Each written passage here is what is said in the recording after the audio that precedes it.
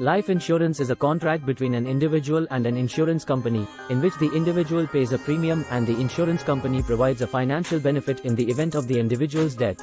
The purpose of life insurance is to provide financial security and stability to the individual's beneficiaries in the event of their death. There are two main types of life insurance: term life insurance and whole life insurance. Term life insurance provides coverage for a specified term, typically 10, 20, or 30 years, and pays a benefit only if the individual dies during the term.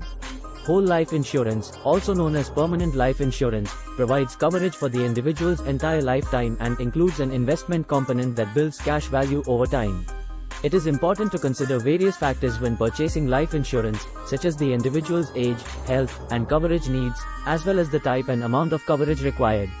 It is recommended to work with a financial advisor or insurance agent to determine the best life insurance option for you and your family.